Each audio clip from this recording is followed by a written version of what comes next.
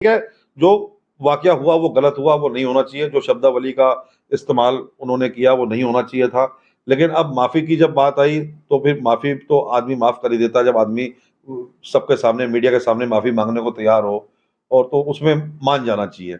मेरा हर प्रोग्राम आज कार्यक्रम वो बुलाया गया, हर कार्यक्रम की उनको जानकारी दी जाती है, लेकिन अब वो आने का मन तो बनाएँ, मानने का मन तो बनाएँ। ममता रानी जी लगातार उनके टच में, हर कार्यक्रम के लिए उनसे बातचीत करती हैं।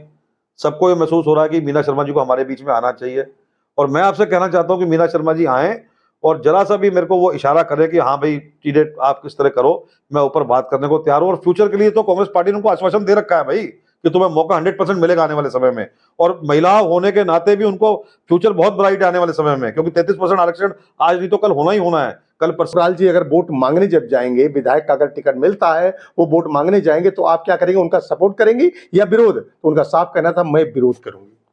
तो फिर अब ये अच्छी बातें नहीं ना, हम तो अभी भी पार्टी लाइन में और अपने जो लगाव रहा है उसकी सारी बातें कर रहे हैं कि भाई हमें मुख्यधारा से जुड़ना चाहिए। अब ये बयानबाजी तो कहीं न कहीं नुकसान कर रही है ये। ये आप मानते हैं कि आपको वाकई में बातचीत से लगता है, आपको दुख है कि मीना शर्मा जी बहुत पुराने अरसे नहीं, नहीं, बिल्कुल दुःख है, और बिल्कुल दुःख है, और उनकी कमी भी आज खलती है हमें आज जो है।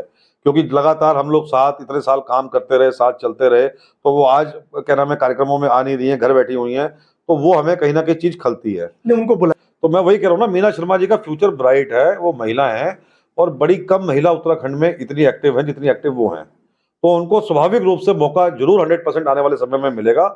उनको थोड़ा बहुत चीज़ें अपनी कॉम्प्रोमाइज़ करके पार्टी के साथ चलना चाहिए, और वो ज़रा-सा मैंने आपसे कहा इशारा करें तो मैं सब लोगों से ऊपर बात करके सारी बातचीत दोबारा करवा सकता हूँ।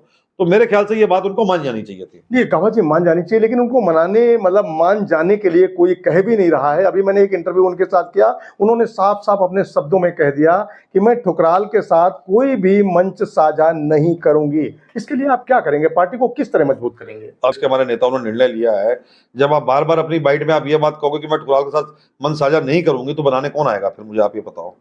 बनाने तो आदमी को तब आएगा ना। और ये भी नहीं कि प्रयास नहीं किया, नेता प्रतिपक्ष ने भी समझाया, हमने भी समझाया। अगर ये मान जाती तय कि भई हाँ ठीक है, मैं पार्टी के साथ चलूँगी, तो हम बात करते किसी न किसी को हम इनके घर पे लेके आते। लेकिन ये चीज़ तब होती है ना जब उनकी तरफ से कोई हमें कोई दिखता कि हाँ भाई वो मानने को तैयार हैं। मगर आपको लगता है कि मीना शर्मा जी को मान जाना चाहिए और पार्टी को मजबूत करना चाहिए, सभी कार्यकर्ता को मिलकर। क्या आप ऐसे ही कहना चाहते हैं? बिल्कुल, मैं यही कहना चाहता हूँ, जो हम लोग आज हमारा आज यहाँ पे विधायक नहीं है, पिछले आज 15 साल मेरे ख्याल से होने वाले हैं, तो उस चीज़ की कमी यहाँ पे खलती है, एक विधायक होना बहुत ज़रूरी है।